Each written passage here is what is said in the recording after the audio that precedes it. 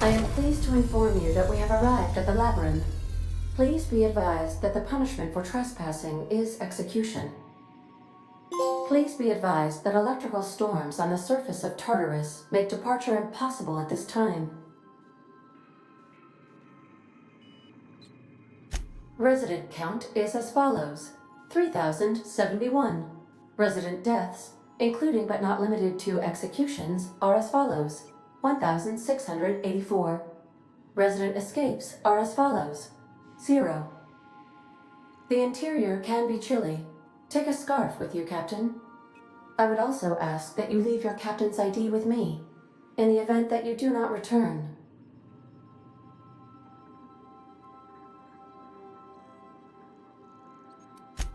I can make the assurance that I will not leave with another captain unless you do not return within 876,541,652 hours. Oh, speak of the devil. Captain, I am receiving a transmission from the prison's docking authority now. Attention, unauthorized spacecraft. This is a maximum security installation. Your presence here is an explicit violation of UDL corporate policy. You are hereby confined to your docking platform until a ticket detailing your crimes has been filed and notarized, at which point your vessel will be seized and you will be executed.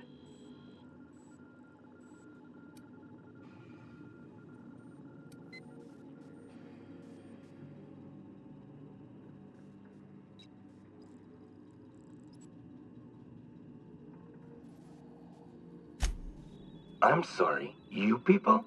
Did you just cast a generalization on upstanding UDL employees? That's a fine of 200 bits. You're up to 5,708, not including the cost of your execution and the disposal of your remains, which will be assessed posthumously.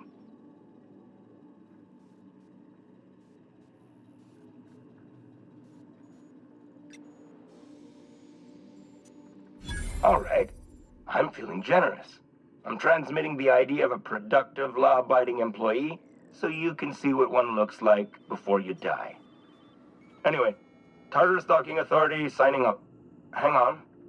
Another ship just pulled into your dock. Wait, is that from the Groundbreaker? What the? Pay no mind to that. Just have a pleasant day. Transmission terminated. Biometric ID received. Transferring data to external cartridge. How can I be of assistance? May luck be with you. Of course, as I am sure you are aware, luck does not exist. But it seems to comfort humans to believe they possess good quantities of it.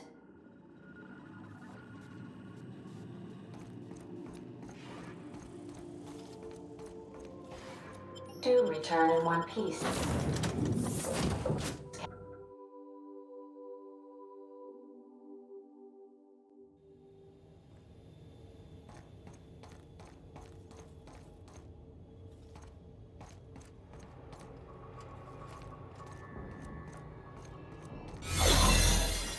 Captain did right by us once. Now it's our turn. The board will never own Groundbreaker. Not while I breathe. Push on, Margot!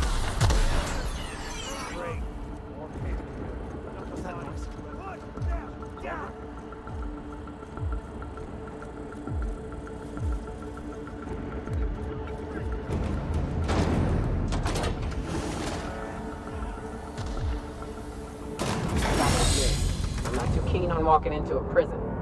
They lock me up, I'm liable to kill everyone trying to get back out. Getting in's one thing. Let's just hope we're able to get out again.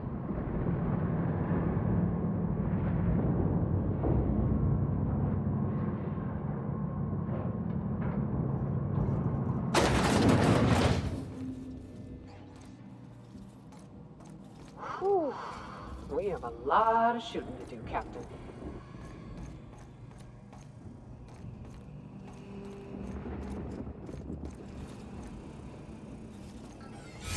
Sublight has arrived. Hey, kid. A little bird told me you could use our help. I said I owed you one, and I always pay my debts. We're not about to leave our favorite sites other than hang out to dry. All contractors. Go bust some heads, and tell them Lilia sent you.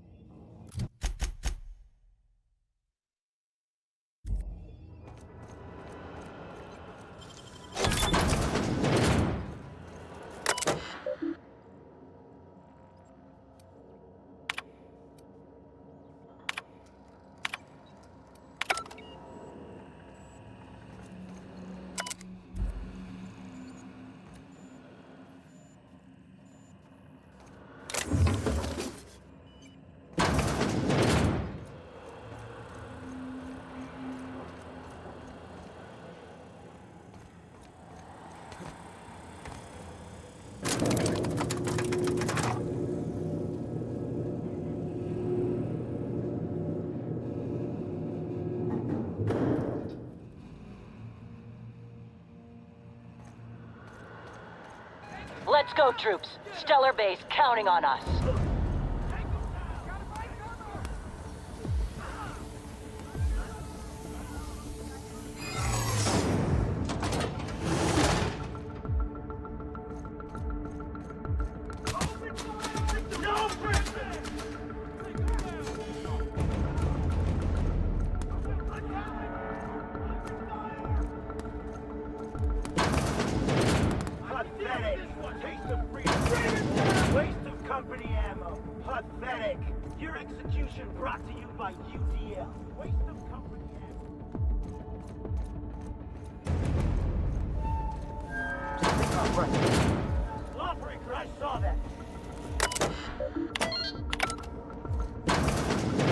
Well, look who it is.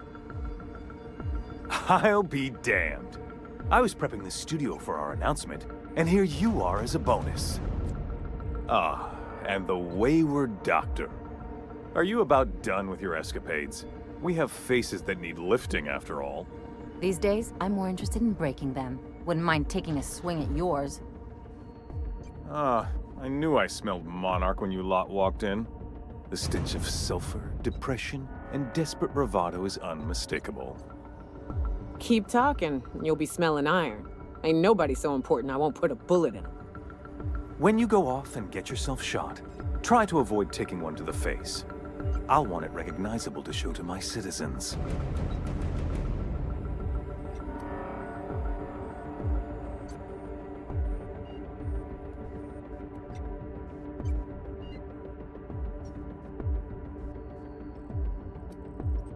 I'm not in your way, you dullard. You talk to me. You want to go die in a blaze of glory? Be my guest. Besides, I don't know what you think you're doing here, but Sophia's doing good work up there with Phineas. Your efforts will be in vain.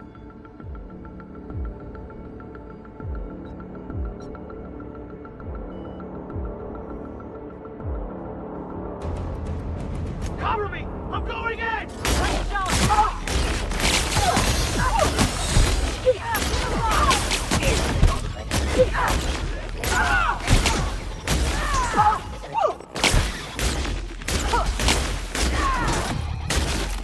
Remind.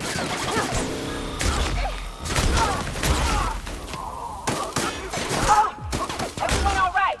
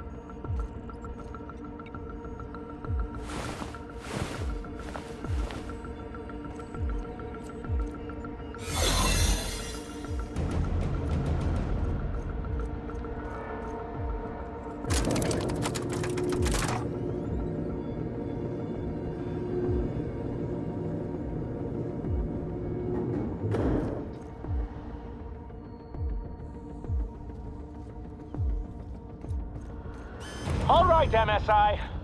I'm not one for rousing speeches, but the captain needs our help. So get in there and fight! Fugitive's a fugitive. Let it go. Waste of company ammo. Stay down.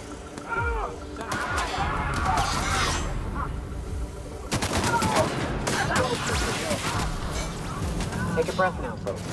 Once we're out there, I suspect we ain't gonna have time to stop shooting.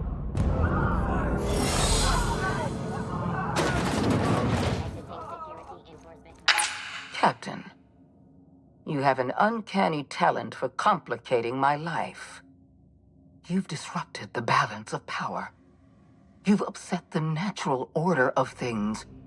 You've introduced uncertainty, and there is nothing I despise more than uncertainty.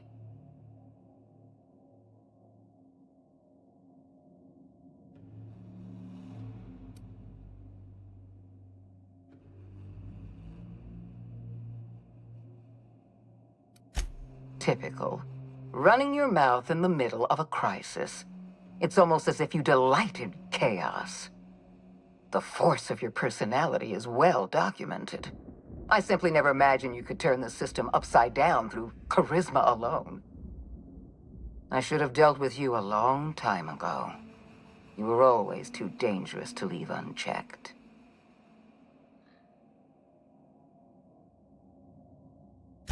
Leaving you alive was my greatest mistake, but it is a mistake I intend to correct. I have Dr. Uэлls in my custody. Once I've secured his cooperation, I can move forward with the program. I can repair the damage you've done. I can set things right.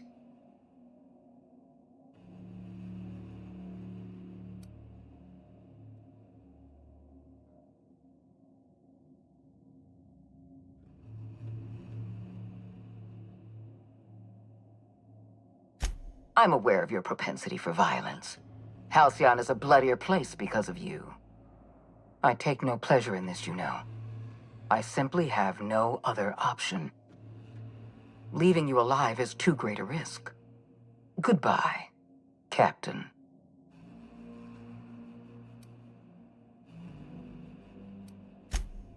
If you insist. This prison is equipped with an automechanical warden. I've had it programmed to eliminate you on sight and rinse your remains down a drain. And don't worry. I will inform Dr. Uэлls that you died heroically, or something.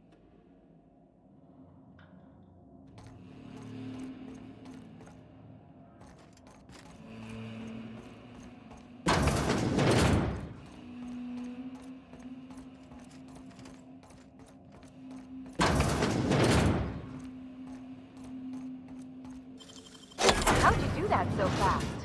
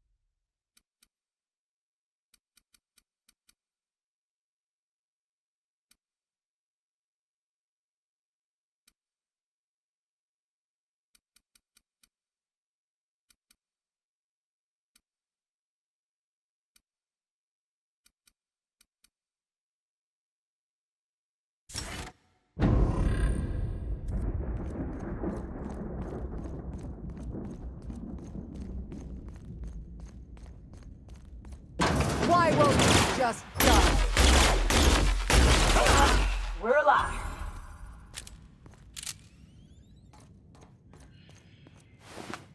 Get me out of here!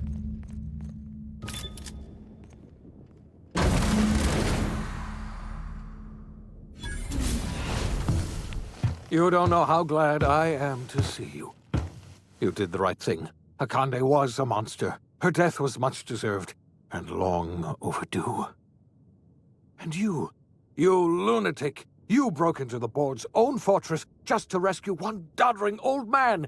You are absolutely out of your mind, and I can't begin to thank you enough.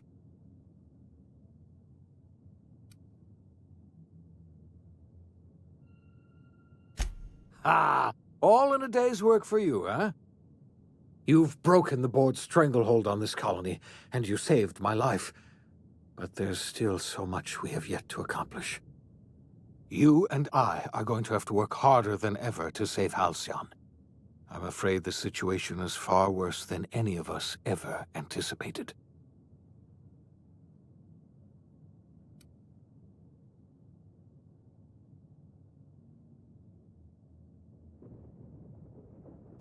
I would like nothing more than to celebrate this victory, but we have a serious problem on our hands. Earth has gone dark. We haven't received a single message in 3 years. There's been no communication, no signals, nothing. 2 years ago, the Earth's Directorate's frigate disappeared on their way back to Earth. We don't know what they discovered when they arrived, or if they arrived at all. They haven't exactly been hands-on around here anyway. So there's one less rubber stamp to worry about. Earth is humanity's home planet, Miss Fenhill. The psychological effects of losing our original home will be devastating. So we've got to make do on our own. Seems to me that'll make us stronger in the end anyhow. You're quite right. We've got no choice but to make do on our own. We're in serious trouble, my friend. Do you know what this means for Halcyon? We can't rely on Earth for support anymore. We've been cut loose. We're entirely on our own.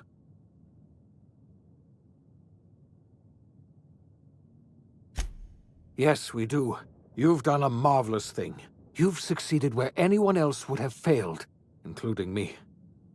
We must begin the revival process immediately, starting with the hope's brightest minds, and then we're going to fix this damn colony, one problem at a time.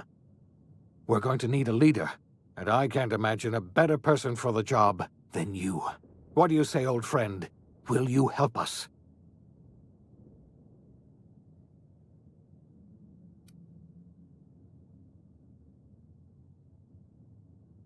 When I revived you, I thought you were going to help me save this colony. I was wrong. I had our roles reversed, you see. You're the one who's going to save us all. I'm just the one who set you on your path. You're the best thing to ever happen to Halcyon. If you want to take it upon yourself to lead this colony, you have my support. We're not a colony any longer, are we? Our last connection to Earth has been severed, and so we have been set free. Our future is uncertain, and no one knows what tomorrow holds. Exciting, isn't it?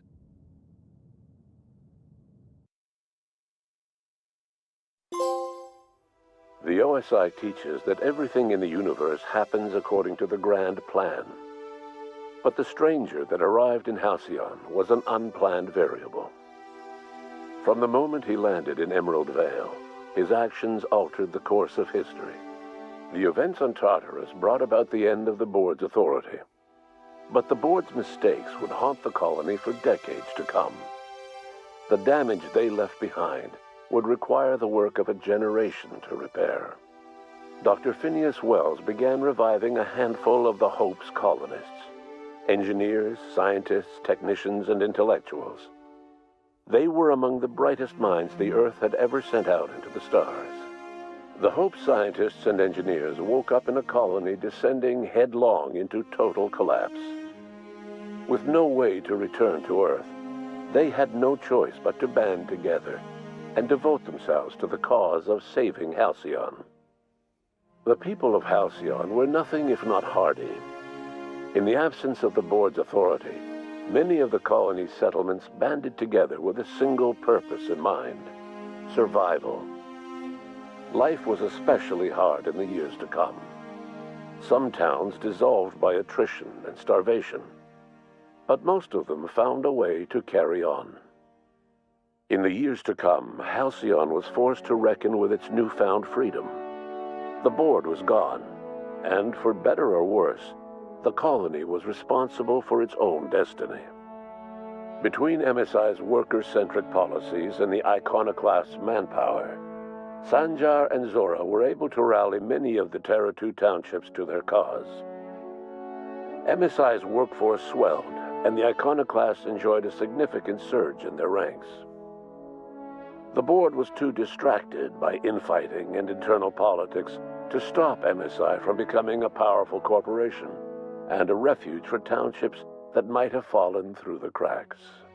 Bolstered by her status as savior of humanity, Lilia Hagen ushered sublight salvage to a new golden age. Her company grew bolder and more transparent over time, muddying the line between lawful and criminal for the entire colony. The sublight family would thrive for years to come. The collapse of Edgewater left its workers bereft of any purpose in life. most of them made their way to Adelaide McDevitt's camp, hoping to ingratiate themselves into her favor. Adelaide accepted only a few to her community. The rest were turned away and likely died of starvation. Nevertheless, Adelaide's camp grew into a well-established town. Adelaide McDevitt refused to cooperate with the ongoing effort to save Halcyon from collapse. A sympathetic deserter stole a copy of her research and delivered it to the Hope's scientists. It is unclear how useful Adelaide's research was. An optimistic estimate suggests her work may have bought Halcyon another few years of survival. Adelaide would never know.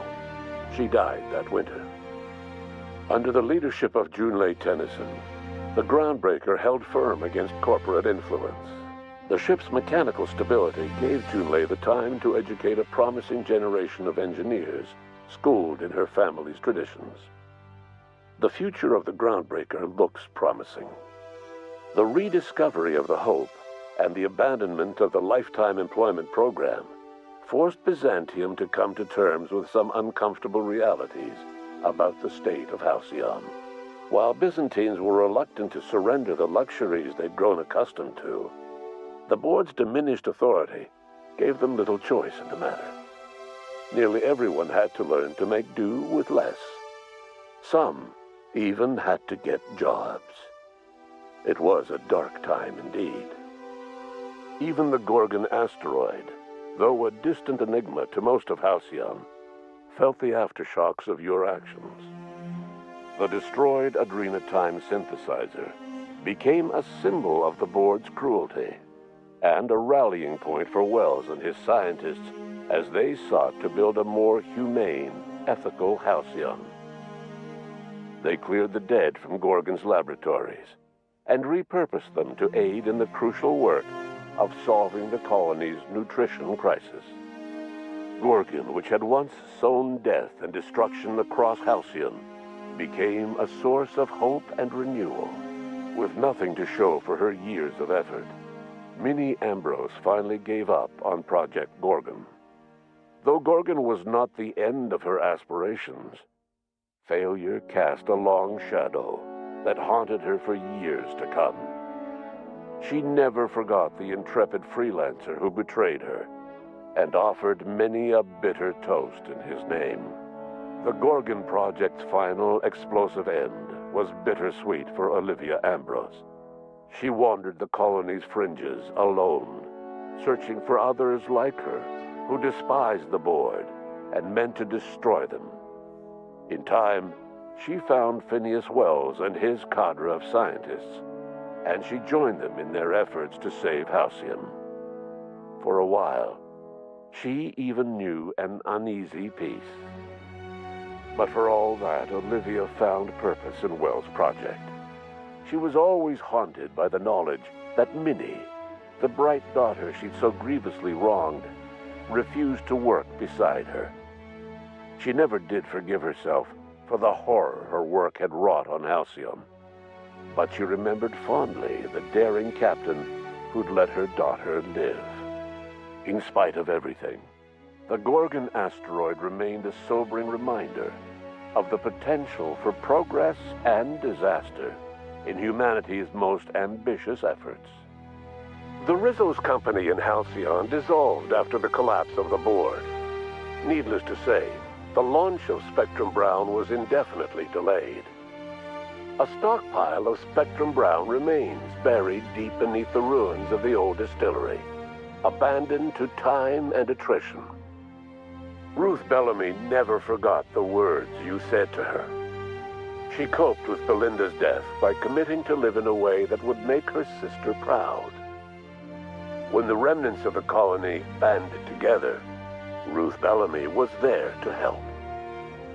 She devoted her remaining years and resources to saving the colony. Years later, when the worst of the crisis had passed, Aether waves returned to Halcyon's culture. An aging Ruth Bellamy tried her hand at directing. Her first Aether wave drama was dedicated to the memory of Belinda Bellamy. and to her old friend, Captain of the Unreliable. The dissolution of the board did not mean the dissolution of the ambitions of Cedric Kincannon, the charismatic leader of Sublight Underground. Cedric offered Slug's transportation services to the newly thawed colonists and set to work ferrying resources and food wherever they were most needed. For better or worse, slug headgear became fashionable in the following years. As the board began to disintegrate, Spencer Woolrich found himself at a crossroads. Cling to what little stardom remained to him, or help usher Halcyon into its new future. To the surprise of many, perhaps himself most of all, Spencer chose the latter option. Having learned a variety of different skills in the many different roles played throughout his lengthy career, Spencer founded a radio serial dedicated to staying alive despite the odds. His subjects included how to survive violent encounters with only grazing wounds, dispense pithy one-liners for tense scenarios, and, of course, how to look good doing both. After a brief attempt at dating Helen as one person rather than two, which both Bertie and Helen found too strange, Bertie struck out on his own to try his hand at raising woolly cows. Many of his former Rangers teammates soon followed, accompanied by the woolly cow the team had originally plied with alcohol. The dairy farm thrived under Bertie's leadership and care. The Dairy Rangers privately believed that the woolly cows softened Bertie's temper considerably, although the only one brave enough to say this to his face was promptly headbutted. Due to the board's dissolution, many of the Prophet's old customers no longer found quite the same value in productivity seminars that they once had. With her business drying up, the Prophet chose to take her followers down a new path. Months later, salvagers on Eridanos found clues leading them to a seemingly abandoned bunker out in the wilderness. Inside, they discovered horribly mangled corpses, sacrificed to a blood-scrawled portrait of a sprat-headed deity. The Prophet was not among the bodies. Your influence shifted Ellie's perspective. She finally admitted, albeit grudgingly, that she just might need other people. Sometimes. With a steady income from the life insurance payouts, she was finally able to afford a ship of her own. She hired a small crew and flew supply missions to communities on the fringe. Some of them were even legal. Life in Halcyon was sobering for Felix Millstone. The grand revolution he dreamed of never came. There was no great awakening for the colony, no celebrations in the streets. There was only the hard, desperate work of trying to repair a broken colony. Felix never had a head for numbers, but if there was labor to be done, he was there to help. Eventually, Felix realized that the work of a revolution was done with two hands. As much as he enjoyed his adventures aboard the Unreliable, the vicar, known as Max, eventually decided that it was time to move on, to live out the life he had sought so long to create. He knew there were many in the colony who carried burdens much worse than the ones he had struggled with, and he devoted himself to easing their suffering wherever he could. He only ever took up arms again to defend the defenseless. Unshackled from a lifetime of striving and fighting the universe and himself, Vicar Maximilian de Soto was finally at peace. Once the matter with the Hope colonists was resolved, Junlei bashfully asked Parvati if she'd like to join her permanently on the Groundbreaker, and Parvati enthusiastically, if somewhat awkwardly, agreed. The stories of her adventures spread across the colony, and Parvati soon found herself the center of attention. Having served as the engineer of a renowned spacecraft, tramp freighters and wildcat miners sought her out by name. And in no time, she was a fixture in the groundbreaker's mechanical ecosystem. She and Junlei were never far apart. Nyoka returned to Monarch to take another crack at making a permanent life for herself. She formed the Charon Group, a mercenary outfit of ragtag survivalists and wilderness experts. Anyone in need of a guide, or just looking to throw back a beer and swap stories, could find her camping on the trail or clearing an infestation. The SAM unit that accompanied you spread awareness of the product line's superior sanitation and maintenance capabilities across what was left of the colony. This led to a boost in SAM unit sales. Did you know that SAM units are the longest-lasting, toughest-acting cleaning solution in Halcyon? Minister Clark was released from house arrest, and his contact with you gave him a sense of renewed purpose and vigor. Once it became clear that no help would be coming from Earth, he threw his considerable efforts and talents into helping Halcyon manage the crisis before it. As for Dr. Phineas Wells, he spent his remaining years in his orbital lab. He eventually came to terms with his own past, and was able to forgive the mistakes of his younger self by devoting his remaining years to serving the colony. Dr. Wells was able to revive many more scientists and engineers than he first expected, thanks to the additional batch of chemicals you stole from the Ministry. Wells never forgot about the human lives that were lost in acquiring these chemicals. In the end, Dr. Wells was able to save every scientist and engineer aboard the Hope. Over the next decade, nearly all of the Hope's remaining colonists were successfully revived. Halcyon saw a period of rapid technological and scientific advancement. Breakthroughs in dietary supplements saved the colony from starvation. Geoengineering projects and social reforms began to change the structure and character of the colony. Dr. Wells laid the groundwork for the project to save the colony, but he would never live to see the fruits of his labor. He passed away a few years later. His work was carried on by the scientists and engineers he revived. Today, Halcyon has stabilized. The people of the colony work hard to adapt to their new circumstances. Nearby colonies send aid and supplies. Life will never be easy in Halcyon, but for the first time in its history, there exists a sense of real, genuine hope about the future. And what about you? The unplanned variable in the history of Halcyon. Long after Wells passed away, you carried on his work with more energy, determination, and brilliance than he could ever muster. The years that followed were hard, but Halcyon survived by the efforts of the Hope's most promising colonists, the greatest of which was you. No one knows what's happened to Earth, and no one knows what the future has in store for Halcyon. All we know for certain is this: the name of the Unreliable and that of its intrepid captain will remain the subject of countless stories for years to come.